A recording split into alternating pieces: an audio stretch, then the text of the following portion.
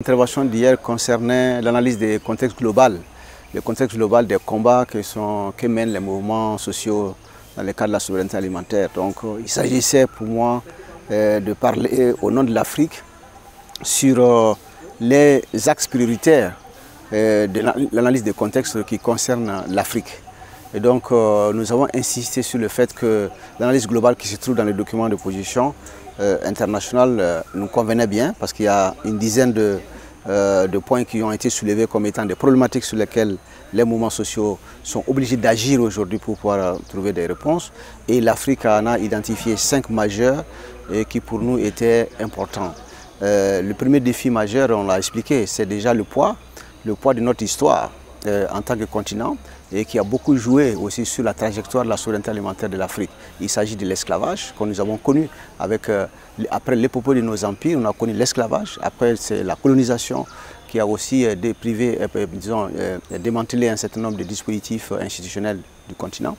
Ensuite, il y a aussi eu le néocolonialisme. Après la colonisation, donc il y a un dispositif de néocolonialisme qui a prévalu et qui a aussi été marqué par d'autres phénomènes comme le programme d'ajustement structurel, et aujourd'hui on a aussi une colonisation digitale, donc qui est un phénomène important. Donc ce sont des points importants de le premier grand axe pour nous des problématiques que nous avons appelé la crise de l'identité, la crise identitaire de l'Afrique qui doit chercher sa voie aujourd'hui pour retrouver son identité. Deuxième élément important de crise que nous avons signalé, c'est tout ce qui est lié à la crise économique. Aujourd'hui il y a des modèles économiques qui sont basés sur l'orthodoxie économique, qui sont en train de complètement déstabiliser l'Afrique.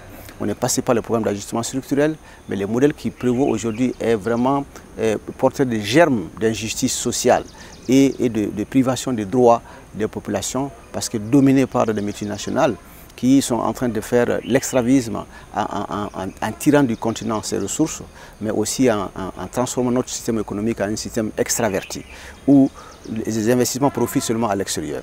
Nous avons aussi identifié une troisième crise importante qui est ce que nous avons appelé la crise climatique.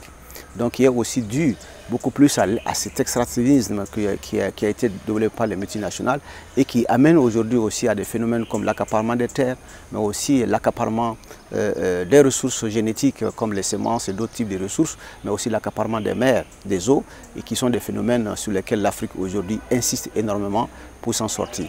Quatrième phénomène important sur lequel on a insisté, c'est tout ce qui concerne la crise sécuritaire. Cette crise sécuritaire aujourd'hui, la grande majorité des pays africains sont en crise.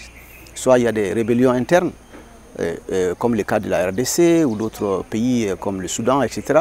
Soit il y a des cas de terrorisme, comme au niveau du Sahel, avec les pays du Sahel, mais aussi d'autres comme le Nigeria ou le Cameroun, avec Boko Haram. Mais il y a aussi aujourd'hui que ce continent est en train de subir un autre phénomène qui est l'exportation des crises, des guerres, notamment la guerre entre la Russie et l'Ukraine qui est en train de se transporter au niveau du Sahel aujourd'hui, où il y a une confrontation entre des Russes qui ont été recrutés par certaines armées et les Ukrainiens qui soutiennent aussi des groupes terroristes. Donc nous avons aussi beaucoup discuté dans le contexte africain de tout ce qui est lié aujourd'hui à la question de la géopolitique africaine. Donc on voit aujourd'hui que nous faisons face à beaucoup de déstabilisation aussi et de réduction des espaces citoyens à cause d'un déclin de la démocratie et de la visibilité aujourd'hui des élections dans certains pays, donc qui créent des crises énormes qui sont en train aussi de compromettre l'avenir de ce continent. Donc quand on regarde le panorama global, on voit qu'il y a aujourd'hui une criminalisation de la migration, parce que c'est le phénomène aussi que j'ai essayé d'expliquer, mais pas en tant que, parce que c'est bien développé dans les documents de base. Il y a une criminalisation de la migration et les Africains subissent beaucoup de racisme et de xénophobie à cause de la couleur de leur peau, mais aussi du continent dans lequel ils viennent. Mais aussi il y a des actions, un axe important qui est les actions des multinationales sur le développement de ce continent. Donc qui est fondamentalement aujourd'hui à l'origine aussi de beaucoup de problèmes structurels que l'Afrique est en train de subir. Parce qu'on a les ressources qui sont exploitées de façon abusive. Il y a aussi des guerres qui sont créées par ces multinationales-là et qui deviennent de plus en plus mercantiles et qui s'enrichissent de plus en plus sur le dos des peuples et privant ainsi le continent de ses ressources et même des ressources humaines. Donc il y a ces phénomènes-là que nous avons essayé de décrire pour montrer que l'Afrique doit se battre et l'Afrique doit travailler avec les autres pour que nous puissions faire face à ces problèmes aussi importants que ces crises que je viens d'énumérer, en addition, en plus de celles qui ont été aussi développées dans les documents de base. Qu'est-ce que la délégation africaine attend de ce forum, on va dire sur le long cours aussi, par rapport à tout l'agenda politique aussi qui s'annonce?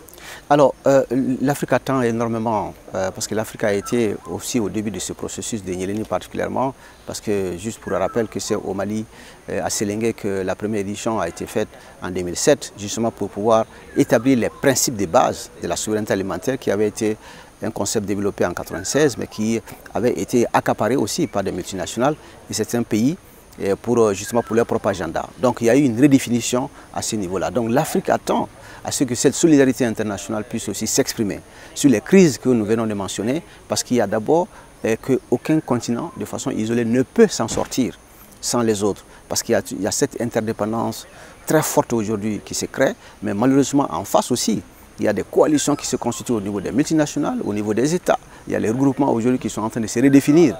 La géopolitique est en train de changer. Donc l'Afrique attend à ce que cette solidarité s'exprime pour qu'elle puisse aussi, sa potentialité puisse s'exprimer et que sa jeunesse qui est en train de fuir le continent à cause de la pauvreté, mais aussi d'autres phénomènes, puisse aussi contribuer à ça. Donc il s'agit de regarder la position des femmes, la position des jeunes, et la position des paysans, des éleveurs, des pêcheurs et d'autres personnes qui travaillent en milieu rural, que leur situation puisse aussi être dans une solidarité globale, parce que sans les autres, on ne peut pas avancer. Et de façon isolée, l'Afrique risque d'être aussi encore plus marginalisée que ce qui se passe dans le passé.